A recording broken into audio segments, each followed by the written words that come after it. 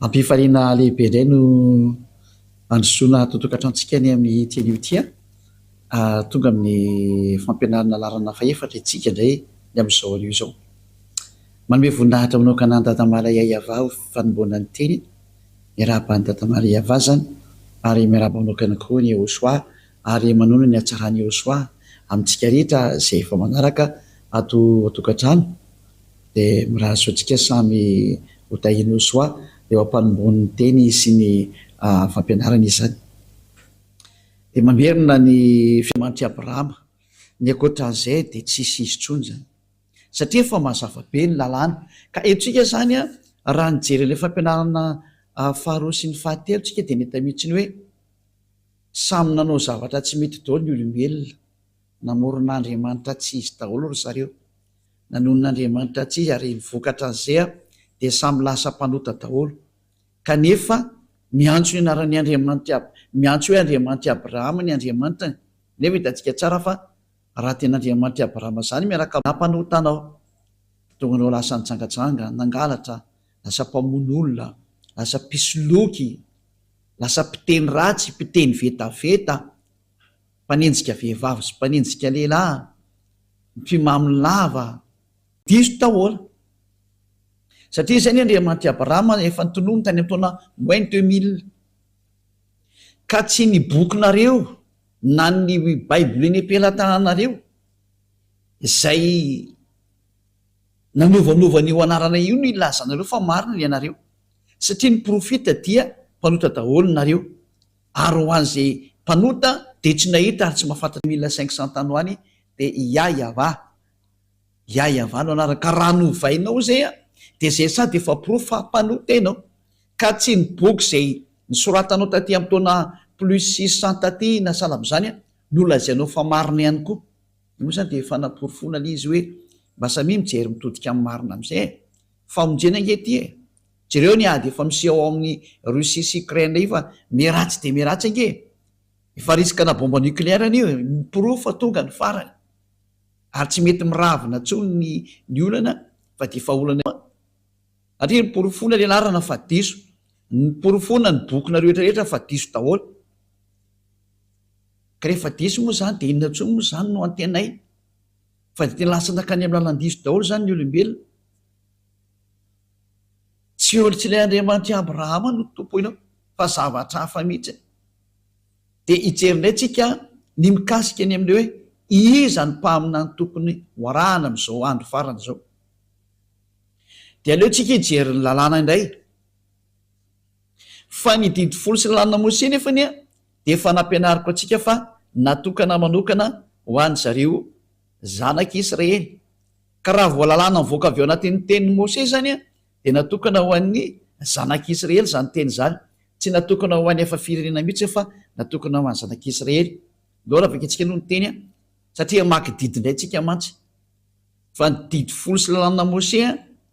raha vao misy teny mivoaka avy eo amin'ny tenin'ny Mose zany dia natokana ho an'ny zanak'Israely io. Daholo jefa antsika no ny teny Deutéronomie 18:15 mikasika ny amin'ny mpaminany, satria hoe mpaminany no ho resantsika hoe mpaminany iza no arahana. Dia daholo afaka antsika indray ny Deutéronomie 18:15 ary ny 18 dia ny 19. Deutéronomie 18 dia manomboka amin'ny 15 dia ny 18 dia ny 19. Mpaminany avy eo aminao dia avy amin'ny rahalahinao tahaka ahy no hatsangany avahan'Andriamanitra ao ho anao. Izy no henonareo. Eo zany ny tenin'Andriamanitra hoe mpaminany iza no henona ary mpaminany avy aiza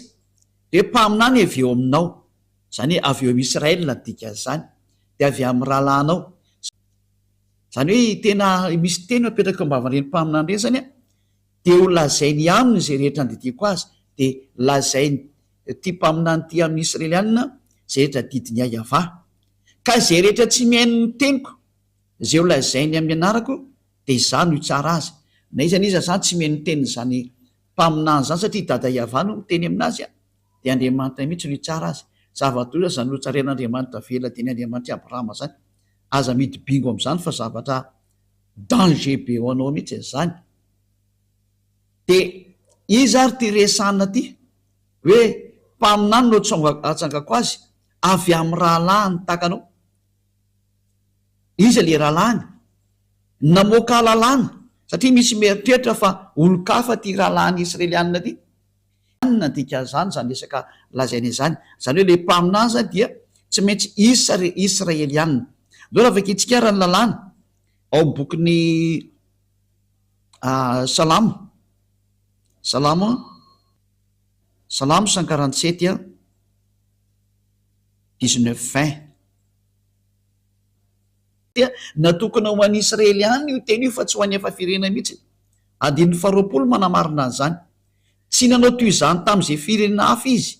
zany hoe tsy hidirany efa firenena mihitsy zany resaka lalànan'ny Mose ka hitsofotsofoan'ny efa firenena. Zany hoe amin'izao teny zao dia voatsipaka mariny rano ny hafa firenena hoe tsy mahazo manao mpaminany ianao, ka an'olo tena hoe za dia mpaminany Yahva Andriamanitra Abrahama, satria ny Andriamanitra Abrahama dia mametraka lalàna mihitsy hoe tsy nomena anao hafa firenena zany didy folo sy lalàna Mose zany ka ianao ny hitsofoka ao anatin'ilay hoe ho lasa mpaminany israelianina. Fa ny mahazo mitsofoka ho isan'ny mpaminany israelianina miara-dia amin'ny Andriamanitra Abrahama dia namohan'ny Mose didy hoe araka ny didin'io Andriamanitra Abrahama io mihitsy nanao hoe tsy nomena anao hafa. Ka raha misy zany mpaminany laza fa izao dia mpaminany ato amin'ny tariky ny mpaminany Andriamanitra Abrahama, kanefa izy tsy israelianina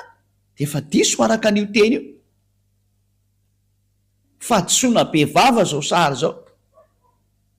Raha vaketsika eny ny bokyny lalàna ary hatra ny bokyny Exodosy toko 110 Exodosy toko 110 dia ny andininy 7 fanapory fona fa tena hoe natokana ho any zanak'Israely mihitsiny ny miaino n'ity resaka didy folo sy lalàna Mose ty zay nitoriany Mose zany na hoe Moïse na Moses na Mosa zao silamo. Dia zao vaketsika zao ny vakiny. Ary Mose niakatra ao amin'Andriamanitra, Exodosy 19:3 ka hatramin'ny 5.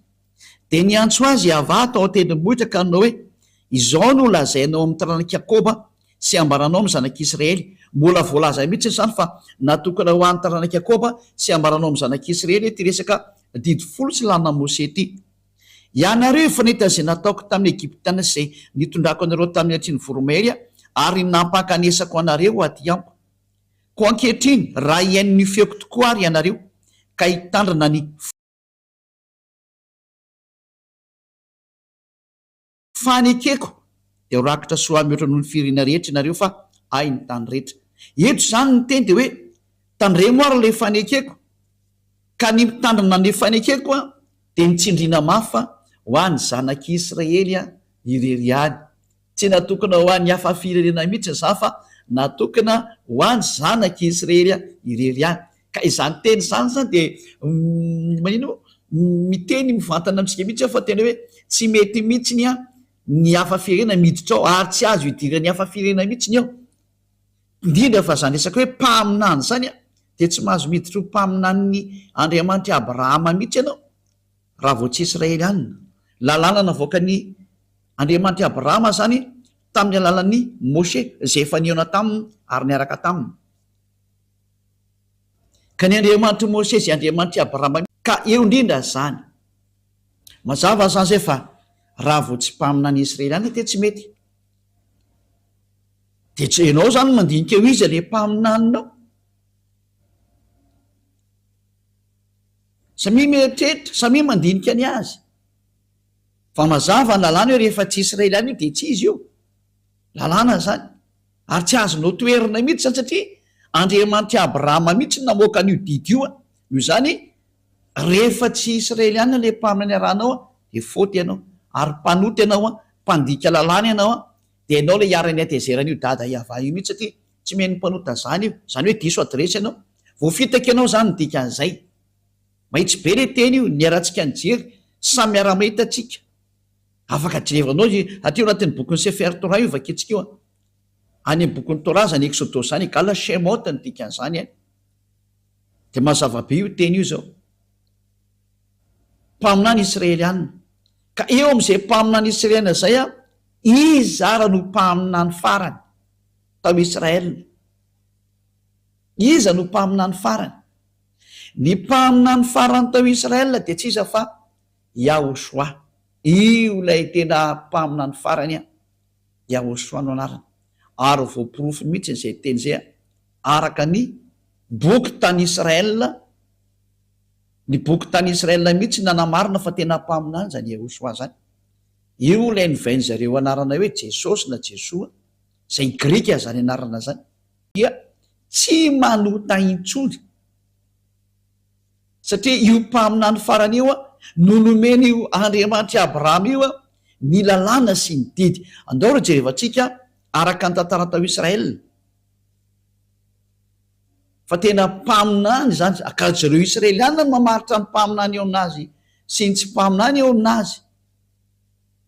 fa tsy ny mpitondra fivavahana akoriny, fa ny vahoaka no mahafantatra hoe mpaminany io na tsy mpaminany.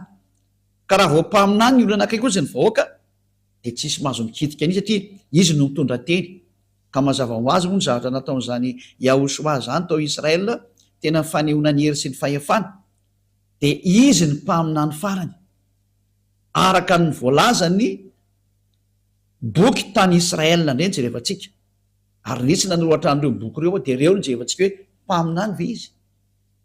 Izy moa tsy milaza fa mpaminany tokoa izy. Dia ny olona tsy mahay ny tantaran'ny Israeliana no tena tsy mpaminany. Ary mbola hitantsika ihany zany amin'ny tenin'ireo any Israel, dia zay niaraka tamin'ireo mpaminany ireo dia ilay mpaminany Israeliana dia nyvonoiny. Ka ho jerevantsika ao anatin'ny soratra masina Jiosy, satria ao amin'ny Jiosy ihany tsika maka an'ilay tantara zany. Dia ao amin'ny soratra masina Jiosy indray misy ny teo testamenta vaovao, ka mitantara n'ity Yahoshua ty zay testamenta vaovao zay. Dia ny testamenta vaovao mihitsiny a ny anaran'ilay mitondra anazy dia atao hoe Yahoshua. Dia ao anatin'io boky io no ahitana ny tantaran'ilay mpaminany farany atao hoe Yahoshua. Dia ho jerevantsika izay tantara zay fa voalaza tao anatin'io boky io mihitsy fa tena mpaminany, hoe ny vahoaka Israeliana, ny vahoaka Israeliana mihitsy no miteny fa mpaminany izy, ary be dia be mihitsy ny anaraka anazy satria tao no nositrany, mahiratra ny jamo, misy maty natsangany, ny kilemaina natsangany, ny marena nataony eno, ny mona nataony teny, be dia be ny marary nositrany, ny misy devolona voaka ny daoly ary lasa sitrana daoly. Dia zany tantara zany voarakitra ohatrany boky ny Jiosy zay mirakitra ny tantarany mpaminany. Ndao afaka itsika mikasika amin'izay hoe mpaminany marina ve ity atao hoe Yahoshua ty araka ny boky ny Jiosy ihany. Ndao jerevantsika zay sary zay. Oharantsika kely ny teny araka ny somary mirejerekentsika toko sy ny dininy aloha. Ho jerevantsika ao amin'ny iza moa zany Matthieu 21:11, Matthieu 21:11 dia ny 46. Jerevantsika vetivety ao tsika tokantrano. Ny vahoaka ny laza hoe izao no Yahoshua mpaminany izay avy any Nazareta any Galilea. Zay mazava zany fa tena ity Yahoshua ty ozy ny vahoaka dia mpaminany, ary vahoaka Israeliana io niorakoraka be io. Voaporofo zany eto fa tena mpaminany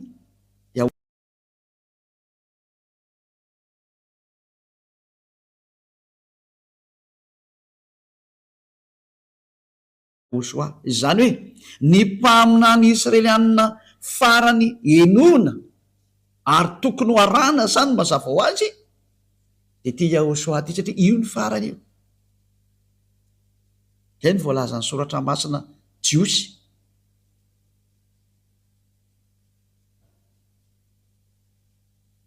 Mahitsy be mihitsy ny teny hoe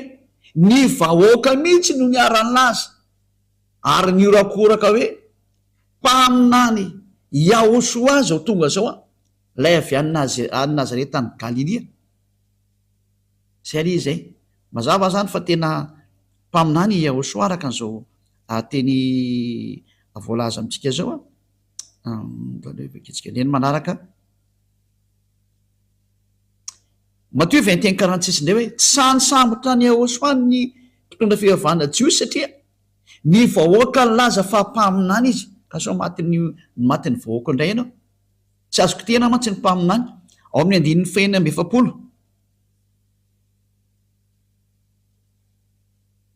Matthieu 21:46 de nitambotra isambotra ny Yehosoa izy saingy natahotra ny vohoaka satria amin'ny boky manaraka indray any amin'ny bokin'ny Jaona 6:14 Jaona 6:14 Jaona toko fahenina Jaona 6:14 zany reto daholo zany nena nilaza ny tantarany mombany amin'izany Yehosoa zany. Ary hoy ireny olona ireny rehefa nahita ny famantarana izay nataony Yehosoa, ity tokoa ny ilay mpaminany izay ho tonga amin'izao tontolo izao zay. Zany hoe nahita azy zany ny olona dia nafantatra amin'izay mihitsy hoe ity ilay mpaminany. Rehefa ren'ny olona ny zavatra nataony Yehosoa dia niara-ny teny ny olona rehetra hoe tena mpaminany ty Yehosoa ty, ty tokoa ilay mpaminany. Tsy azy ny Japonais toeriny zany fa satria ny Israeliana no teny zany tantaran zareo zany dia tsy azonao lavina, ka ny vohoaka mihitsy no milaza fa mpaminany zany Yehosoa zany dia tsy misy olona mahazo manohitra an'izany. Ratsika jery teny hafa mbola ao anatin'ny bokin'ny Jiosy any ty ho jerevantsika ty ao amin'ny bokin'ny Lioka indray ny vakintsika Lioka 24:19 Lioka 24:19 Lioka 24 izy zany fa hoy izy taminy Lioka 24:19 azo mpaminany tsy azonao lavina mihitsy zany izy niza mandany zany dia nao nge zany manohitra ny zava-misy any amin'ny fireneny olona. Le vahoaka kosa mahita ny zavatra nataony teny fa mpaminany io tsy azonao lavina le izy, mpaminany lehibe izy zay le hoe mpaminany avy aminao ny enonao ary nefa raha teo amin'ny Yehosoa zany. Ary zany Yehosoa zany zay rehetra niaraka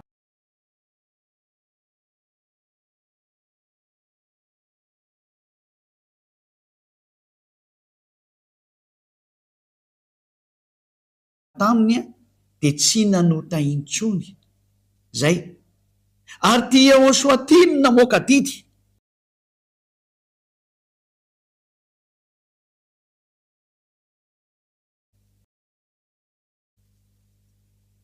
namoaka didy izy araka ny Jaona 12 49:50 fa didy n'Andriamanitra ray mihitsy no izy netiko. Jaona 12:49 ka ho an'izay rehetra mametraka fa mpaminany, ka ny vohoaka moa no metraka hoe mpaminany dia tsy azonao lavina mihitsy zany. Dia ny mpaminany zany dia mitondra ny teniny ahava dia namoaka didy izy ny dikan'izay. Teo 50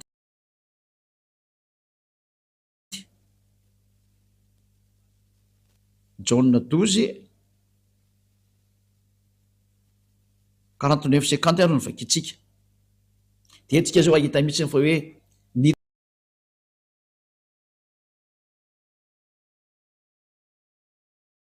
tondra didy zany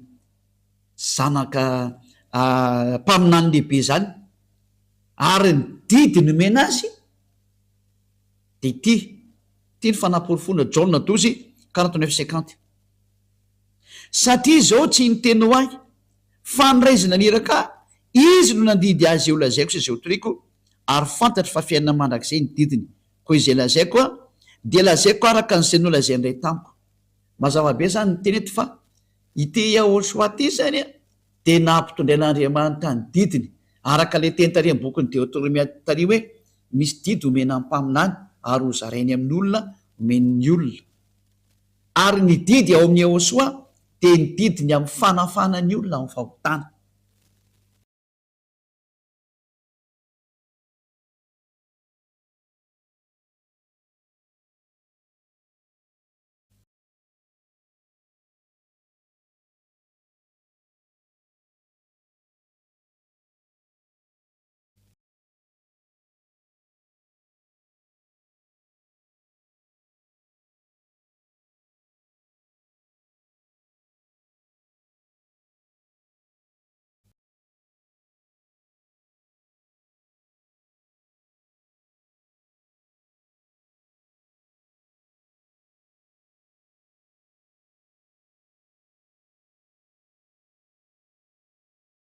Tsy mahay manota intsony zay miaraka aminy.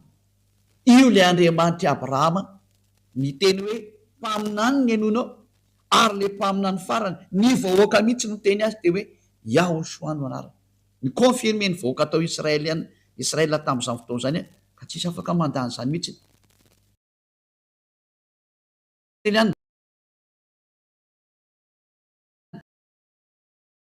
ka tsy azo lavina mihitsy zany hatramin'ny farany satria nitondra ny teny ny dadama yayava izy araka ny teny mpaminany mbola ho resantsika mihitsy moa manaraka hoe ahoana ny fanapolofona fa tena mpaminany izy ary izy mihitsy le mpaminany fa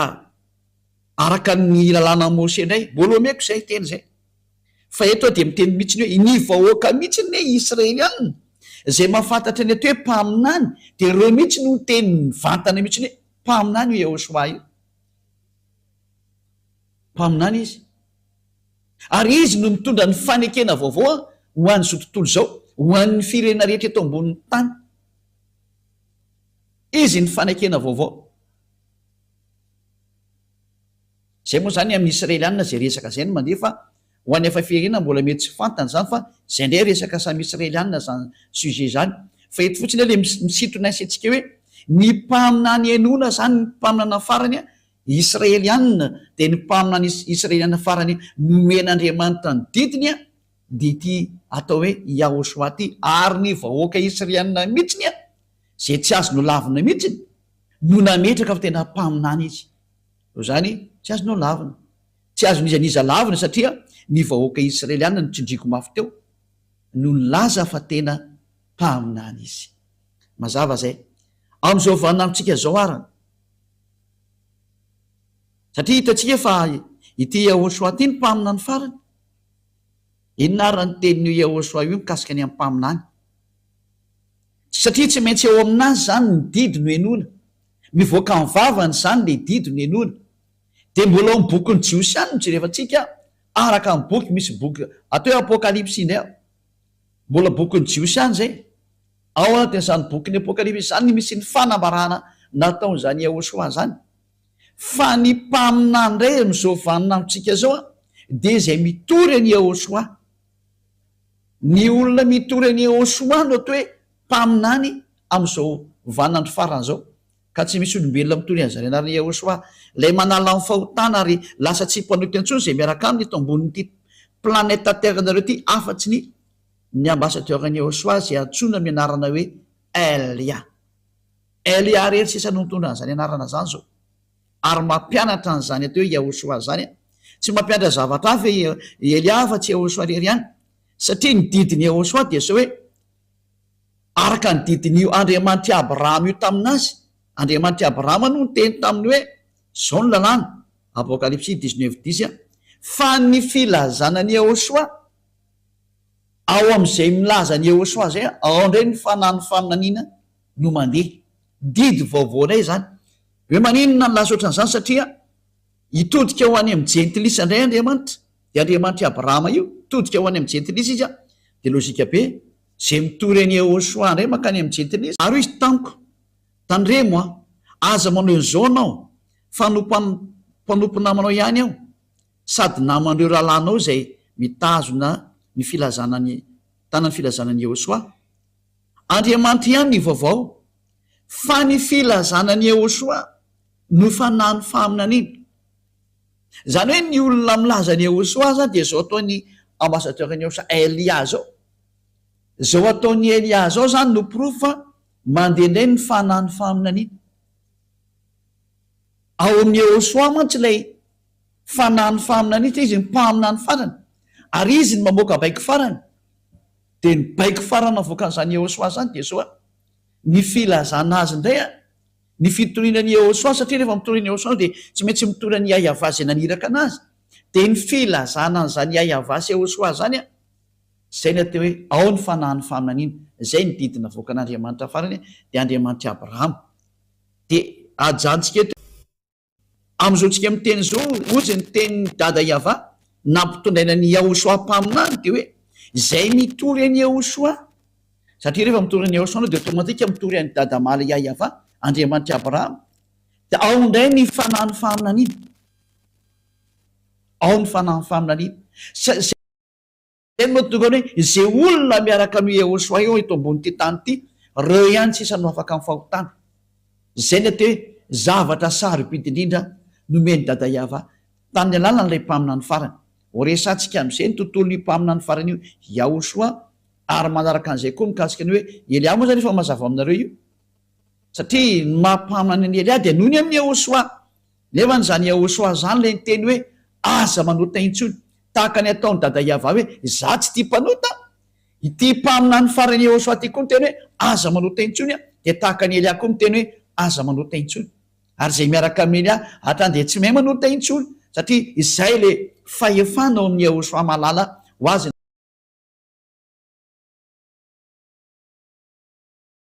voninahitra manakseho nazy mianaka dia dada Iava satria moa tena akaiky ty mpaminany rany iraka ho resantsika ny momba anazy fa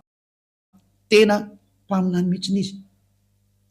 dia amafitsika zay teny zay hoe ity mpaminany ity dia tena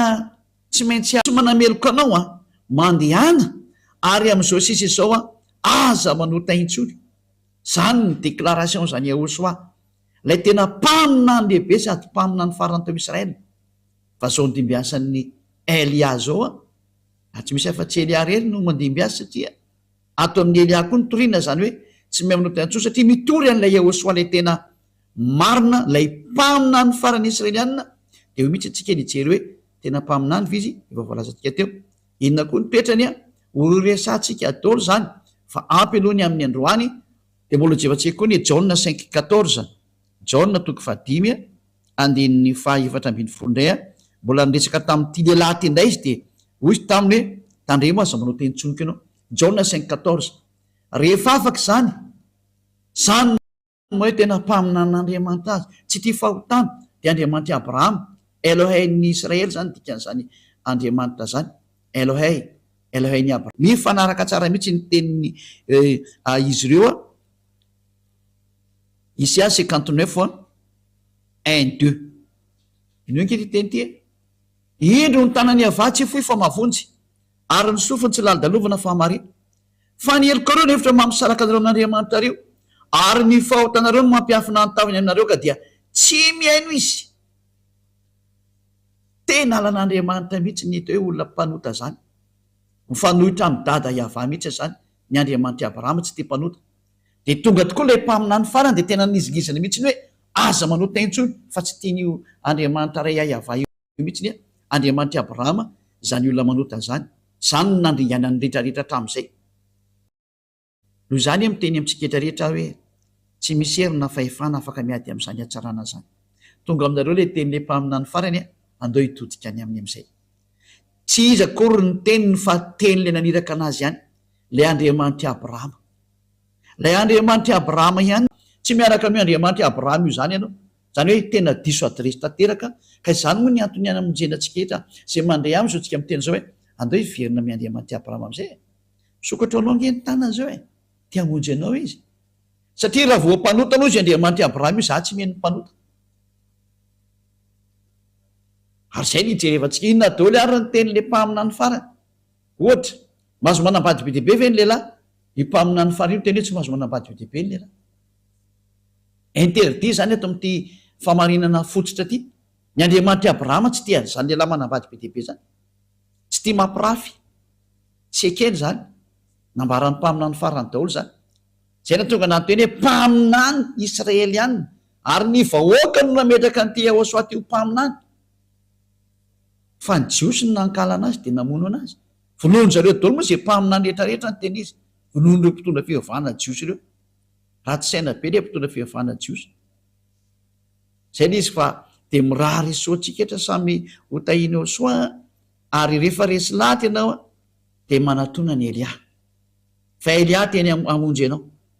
Elia tena navitra anao Elia tena zay rehetra fomba ahafahana manavitra anao dia ho atao daholo satria manavitra zao satria ho avy ny fandringanana ty taninareo ty zareo tsara ny histoire mahazo an'io Rosia sy Ukraine moa tsy ny mahazo any Rosia moa fa mahazo ny Ukraine fa tsy misy miady amin'ny Rosia zany Elia no nampianatra an'izany ary hitantsika eo ny toy ary efa hitanao fa zaratsy rehefa te hitaloza dia mety iva amin'ny Rosia io hitantsika eo ny toy eny fa mantanomeko anareo zay tsy misy miady amin'ny Rosia zany na hitambatra daholo azo tontolo zao tsisy maresy an'io zany reo natao hoe firenena mody maty fa teny amina ny faran'izay ny rany Yahoshua no anarana. Inona daholo ara ny qualité na ny zavatsoa ao amin'ity Yahoshua tya,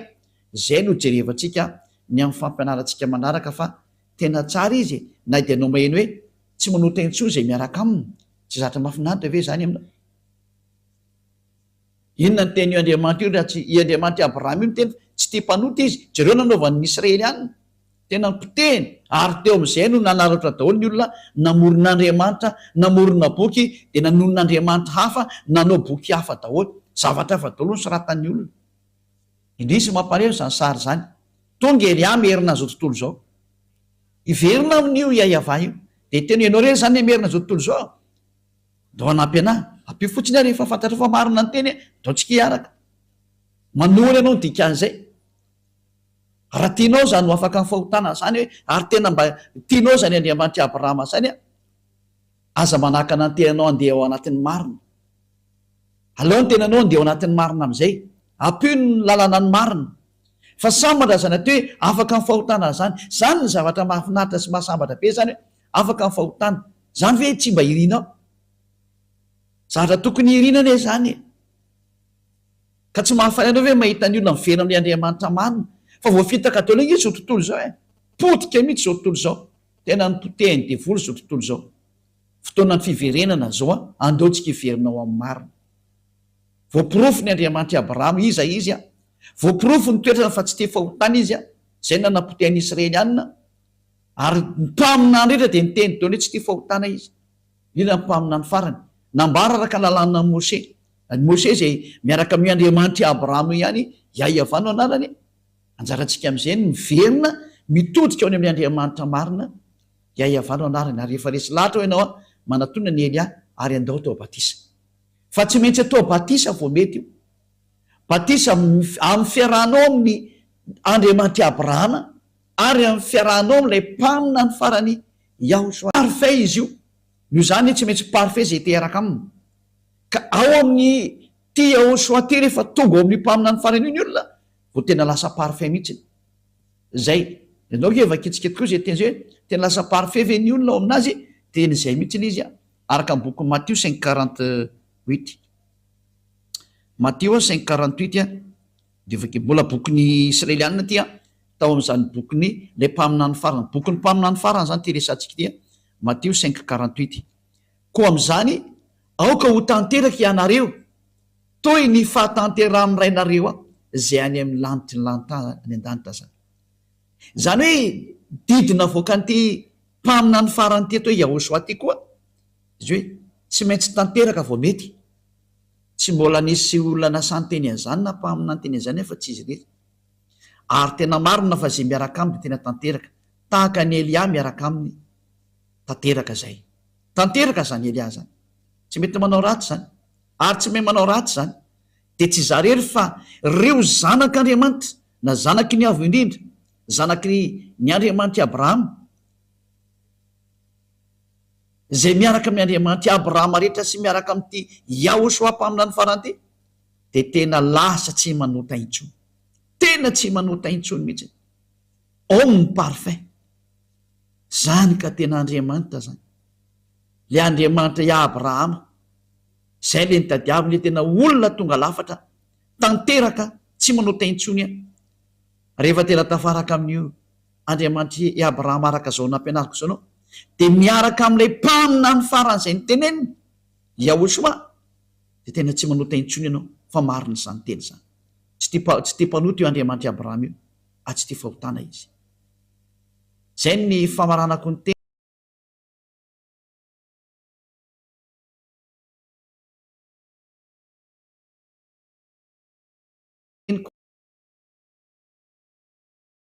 koa.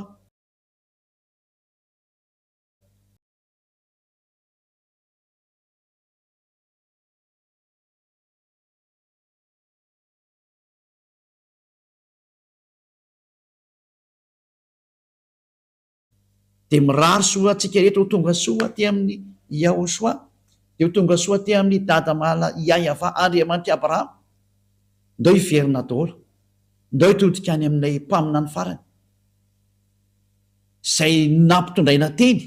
Yahosoa no anarany, ary izy no milaza io Yahosoa iny no teny farany mpamina ny Isaiana fa teny izy hoe zay mitory any Yahosoa rery ihany, zay ihany manana ny fanahy faminaniana, ka tsy misy nitory sy nampianatra an'izany Yahosoa sy ny momba azy zany teto afa-tsy Elia rery ihany.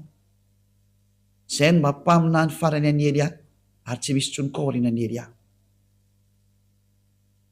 Mirary soanao tonga amin'ny fitiavana an'ilay Andriamanitra Abrahama, satria avy any amin'ny daholo ny fototra anio. Andriamanitra Abrahama daholo ny fototra an'izao famarinana zao, ary tao amin'ny bokin'ny Israeliana daholo nakatsika an'izao tsy misy bokin'ny malagasy tena, bokin'ny anglisy na bokin'ny amerikana, fa bokin'ny Israeliana zay nandehanana zany teny zany, zay no nahitantsika zao famarinana rehetrarehetra zao, ka hiantsona antsika hoe andao hitodika daholo am'izay ho any amin'ny Andriamanitra Abrahama, ary anaraka an'ilay mpaminany fany, satria ao no lakileny men'Andriamanitra Abrahama am'izay hoe ao am'izay nareo no mandeha, satria soa ka ingamo hoe Yahosoa tonga teo raha tsy nisy an'io ino moa ity ina moa raha tsy tonga io mpaminany io tsy afaka nandeha ny mpaminany raha tsy nisy mpaminany koa ny teny anazy. De gaga ianao apiko kely hoe ary ianao to miteny hoe zanan'ilay mpaminany izay indrindra, ampianatra an'izay kely indray aloha parantesy kely, ozy ny olona hoe tsy niteraka io Andriamanitra io, be dia be ny fampianarana manao an'izay any, ka nareo no namorona boky zany any amin'ny boky hafa any no misy an'izany, zay bokin'ny foronina dia lasa zany le izy, fa raha vao bokin'ny Israeliana dia tena misy mihitsy zany teny zany, tena misy zany. Lola vakentsika le teny, andao vakentsika ny bokin'ny Salamo, fa ny bokin'ny Salamo mihitsy no miteny hoe zanako ianao izy dada Iava, ilay Andriamanitra Abrahama, zanako ianao, za niteraka anao androany. Ka ny bokin'ny Israeliana rikatra amin'ny Sefer Torah ny Jiosy dia milaza mihitsy fa tena miteraka io Andriamanitra Abrahama io, voalaza ao zany, fa rehefa boky hafa any dia mizahatra hafa ny teneny, fa ny boky réel ao anatin'ny Jiosy dia niteraka io Andriamanitra io. Donay vakentsika zay teny zay araka ny bokin'ny psalme na psaume na salamo, salamo firme izy teo, salamo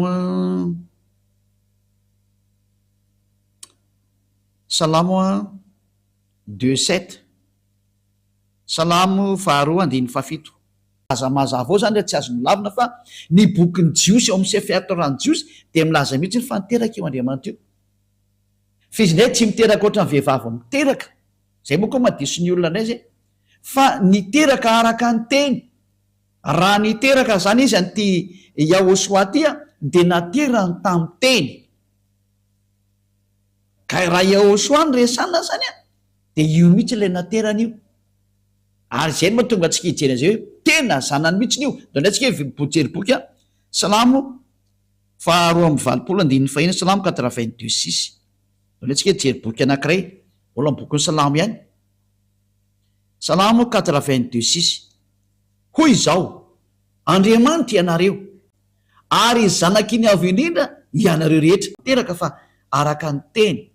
Dia zay nahatonga an'ilay mpaminany ny teny hoe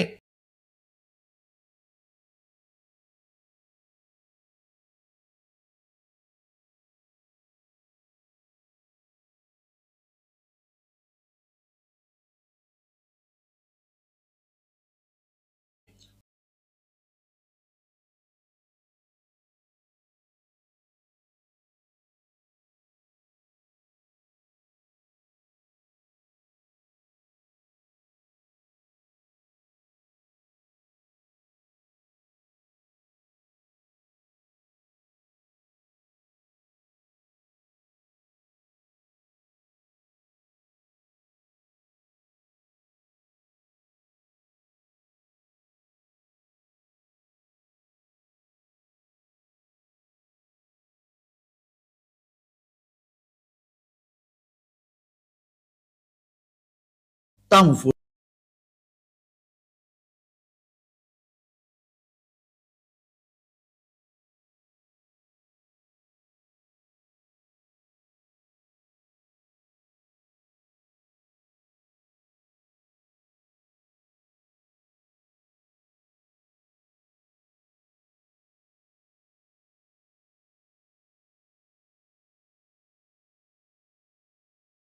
voalohany teny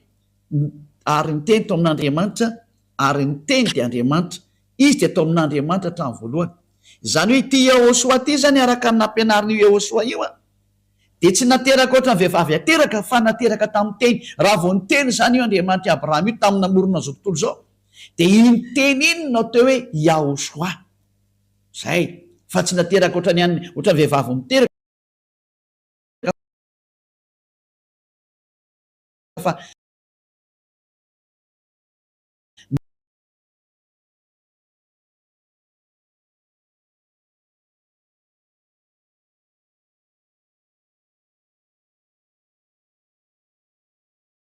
ny fiteraka an'Andriamanitra zany ao amin'ny teny izy no niteraka. Vaketsika ny Jaona atoko voalohany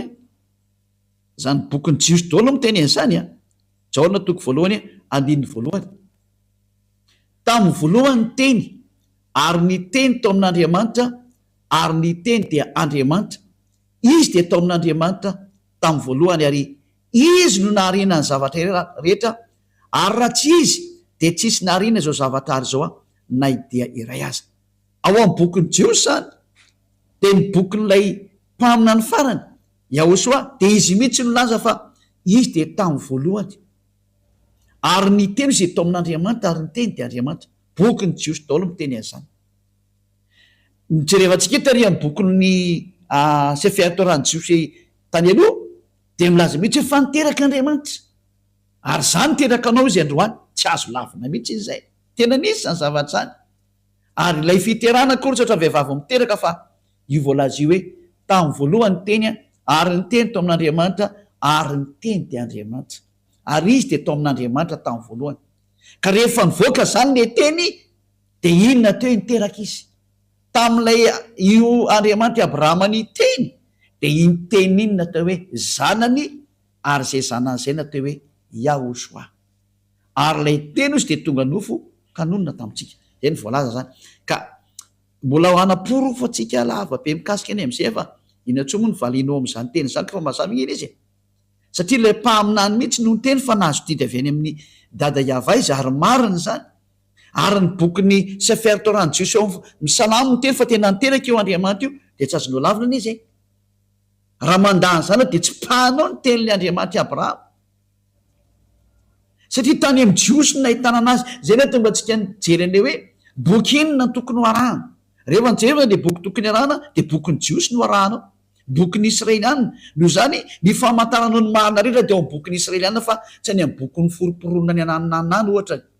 na zay boky mety ambarambaran'olona aminao fa zay boky tena avy any amin'ny zareo Jiosy ary zay le fahamarinana hoe niteraka io Andriamanitra io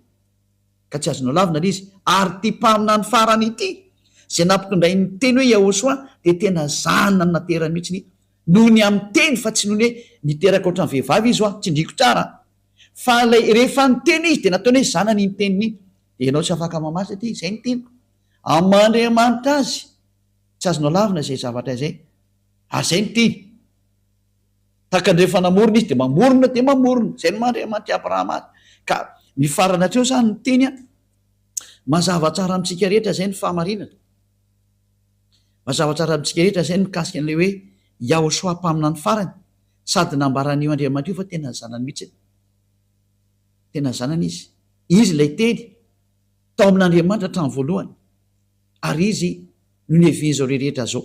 natateraka ny fahamarinana rehetra ny amin'ny famoronana zany de tao amin'ny daholo araka nambara lay mpaminany Israeliana farany. Ka raha vao manaiky ianao fa mpaminany Israeliana Yahosoa hoy ny vahoaka Israeliana de zanak'Andriamanitra izy tsy azonao lavina. Izy le zanak'Andriamanitra teny tarika hatramin'ny bokin'ny Sefer Torah hoe zanako ianao zany teraka anao androany. Ka izay olona izay tsy izy fa lay mpaminany farany natao hoe Yahosoa lay ny teny hoe aza manao taintsony zany hoe tena mitovy toetra mihitsy nisy lay dadany hoe aza manao taintsony ianao zay ary zay niaraka tamin'ny rehetra hatrany de tsisy nantoetsony fa tena afaka ny fahotana marina ny teny niainga atao anatin'ny bokin'ny Jiosy iray manontolontsika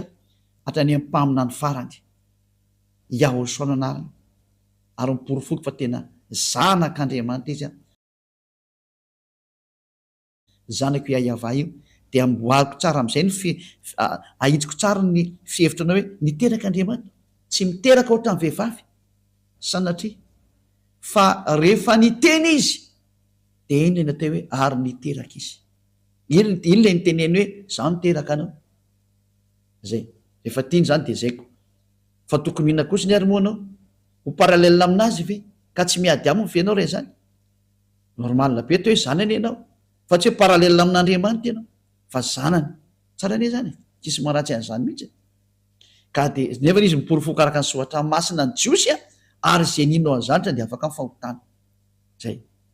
de zay ny antony averiko tsara tsy dikony mandeha hoe natonga atsika hoe boky inona ny tokony ho arahana raha ijerin'ny marina anao mikasika amin'io Andriamanitra Abrahama io ary tena ho tafaraka aminy de nomeko hoe arao ny bokyny jiosy Sefer Torah-ny jiosy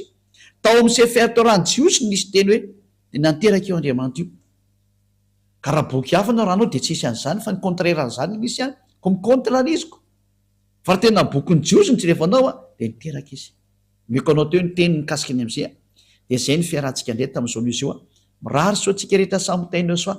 ary rehefa resy latinao de manatona ny Eliandro anao batisa fa fotoanany batisa zao afaka miantso anao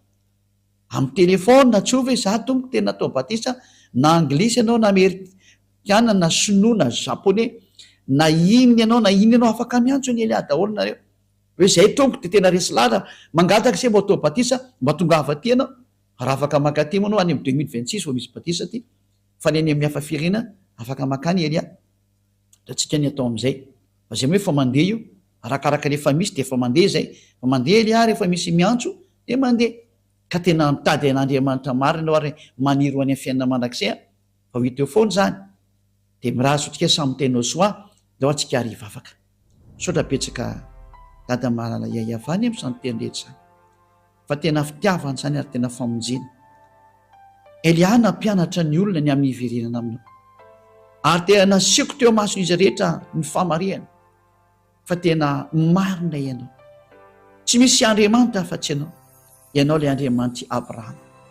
iaiavanao anaranao tsy tia fahotany ianao halanao zany ary zany teny zany nampitondrainao le mpamina no farany Iahosoanao anarana hoe aza manotaintsora ry aoko ho tanteraka ianareo zany ny teny le mpamina ny farany sotra dada mara iavao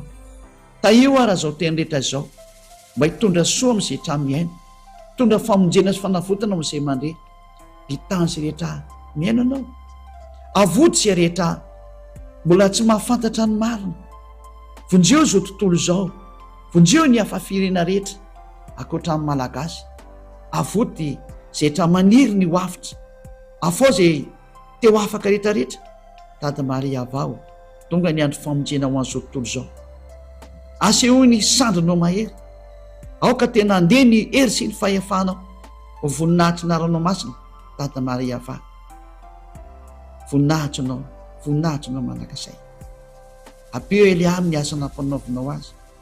aseho ny voninahitranao amin'ny anaranao dada Maria ava mandefasana n'izany teny zany de ho any aminao zany teny zany de amin'ny alalan'ny Iahosoa sotra dada Maria ava alleluia amen de zay ny fiarahantsika ndray tamin'ny teny io tia nametraka ny veloma mandra-peona ho amin'ny manaraka indray veloma tompoko